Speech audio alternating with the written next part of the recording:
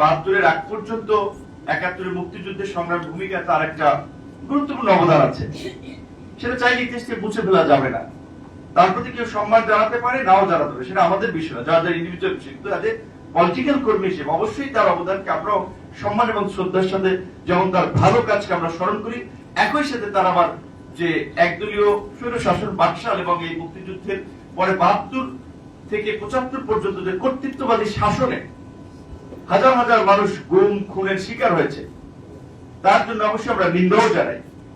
তো যেটা বলছেন, সে আওয়ামী লীগ তাকে একটা দেবতা হিসেবে নির্মাণ করতে চেষ্টা করছিল, জেলায় জেলায় উপজেলায় ভাস্কর্য, তার মূর্তি, একেবারে হুলস্থুল কাণ্ড। এবং আমরা তো অনেক বক্তব্য কিন্তু বলেছিলাম, এগুলো শুধু বক্তব্য না, এগুলো ভিতরের ফিলিং। এগুলো দূরদৃষ্টি থেকে আমরা বলেছিলাম যে মুজিব কোট কোনা কেনার লোক গুলিস্তান এক সময় পাওয়া যাবে না, এখন হচ্ছে একটা মুজিব কোট আছে। সেই 15ই আগস্ট আসলে রাস্তার অলিতে গলিতে চিপায় চাপায় কত জ্বালাময়ী গান বাজনা, কত কিছু বাজতো। এখন এই আপনার তারপরে তো ঠিক আছে, মার্কেট থেকে সমিতি থেকে টাকা উঠে খিচুড়ি বিচুড়ি বোস টোস এগুলো তো হইতোই, এগুলো তো দূরের কথা। এখন তাদের রাজনৈতিক তীর্থস্থান গোপালগঞ্জ কিংবা ধানমন্ডিতে ফুল দেওয়ার লোক নাই। এটা হচ্ছে ওই যে লেবু কস্তায় যেমন তিতা হয়ে যায়, বেশি কিছু করতে গেলে এরকম পরিণতি হয়। তো এই সময়ের অনেকে আসলে যেটা আমরা এই বাহাসে জড়াই না, বিতর্কে জড়াই না, আজকে আমাদের হাত ধরে যে অনেকে রাজনীতিতে এসেছে, রাজনীতিতে শিখেছে, অনেকের রাজনৈতিক জন্ম হয়েছে, এই গণ অভ্যুত্থানের জন্ম হয়েছে, এই কথাটা অনেকে বলতে চায় না, আমাদের নামটাও নিতে চায় না, আমাদের কথাও বলতে চায় না। কোন সংস্কার আন্দোলনকে এড়িয়ে যেতে চায়, বৈষম্য বিরোধী আন্দোলন। কিসের বৈষম্য বিরোধী আন্দোলন? কোথা থেকে জন্ম হয়েছে বৈষম্য বিরোধী আন্দোলন? সরকারি চাকরিতে কোটা ব্যবস্থার বৈষম্যের বিরুদ্ধে আন্দোলন জন্ম হয়েছে, বৈষম্য বিরোধী আন্দোলন। 2018 ছিল কোটা সংস্কার আন্দোলন, এইবার বৈষম্য বিরোধী আন্দোলন। এবং এই আন্দোলনের ক্রিটিক্যাল মুহূর্তে যে এখানে যারাই বসে আছে, আমাদের সম্রাট, নেওয়াজ, মোল্লা, ছাত্র নেতা, সমস্ত জায়গায় এই উল্লেখযোগ্য ছাত্র নেতা, তাদের ভূমিকা আন্দোলনকে সাকসেস করার জন্য আমাদের প্রচেষ্টা, আমাদের কারাবরণ, আমাদের 12 জন নেতা কর্মীর প্রাণদান, এর যে স্যাক্রিফাইস কে করেছে। কিন্তু আজকে বিএনপি রাজনৈতিক ভাবে, সাংগঠনিক ভাবে একটা সংগঠিত শক্তি, তাই বিএনপি কে তেল মারে না। বিএনপির অনেক অবদান আছে, হ্যাঁ বিএনপির অবশ্যই অবদান আছে, এটা সবাই স্বীকার করে, জামাতের অবদান আছে। কিন্তু ক্ষমতাসীনরা, বিশেষ করে এখন যারা ক্ষমতা আছে, ক্ষমতাকে এনজয় করছে, ক্ষমতাকে কাজে লাগিয়ে কিংস পার্টি গঠন করেছে, ভবিষ্যতে ক্ষমতায় যেতে চায়, সেটি স্বপ্ন থাকলে স্বপ্নই থেকে যাবে। আর যদি স্বপ্ন নাড়াচাড়া দেয়, তাহলে সেটা দুঃস্বপ্নে পরিণত হবে। এত সহজ না। বাংলাদেশের ইতিহাসে কোন কিংস পার্টি টেকে নাই, হাওয়া হয়ে গেছে অনেক কিংস পার্টি।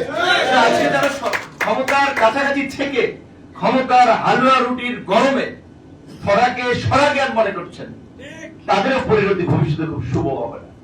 তো সেই জন্য আপনাদেরকে বলছি, আজকে আমাদের এই যে কর্মশালা ছিল, আমরা পরিষ্কার ভাবেই বলি, আমাদের দলের যারা রাজনীতি করছেন, এই ক্ষমতার সুবিধা কেন্দ্রিক চিন্তা ভাবনা করবেন না। এসপি অফিসে, ডিসি অফিসে, ইউনো অফিসে আপনাকে কি দিল আর কোথায় বসালো, সেটা চিন্তা না করে আপনার অবস্থানটা তৈরি করেন, যেন জেলায় নতুন এসপি গেলে সে চিন্তা করে গণ অধিকার পরিষদের নেতার সহযোগিতা ছাড়া এলাকার শান্তি শৃঙ্খলা পরিস্থিতি নিয়ন্ত্রণ করা সম্ভব না।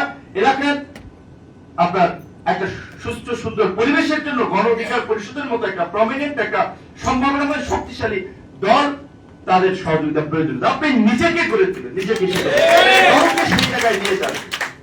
এখন স্বাভাবিকভাবেই ওসি, এসপি, ইউনো, ডিসিরা মনে করে একটা এলাকায় পদায়ন হলে, এখনকার যেহেতু একটা টালমাটাল পরিস্থিতি, অভ্যুত্থানের পরে অনেকটা জোর যার, মুল্লুক তার, শক্তি যার সেই নেতা, এরকম যেই জ্বালিয়ে যেতে পারে সেই নেতা, যেই চোটপাট দেখাইতে পারে তারই গুণে। তো সেই জায়গা থেকে এখন অনেকে প্রাধান্য দিচ্ছে।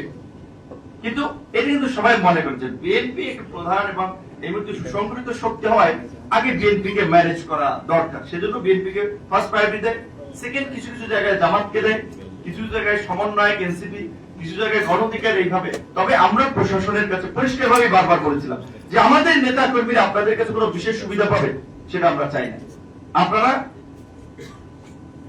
যে তাদেরকে যেভাবে অন্য স্টেক হোল্ডারদেরকে নিয়ে একটা ইনক্লুসিভ পরিবেশ তৈরি করার জন্য মূল্যায়ন করেন, গণ অধিকার পরিষদকেও সেভাবে মূল্যায়ন করবেন।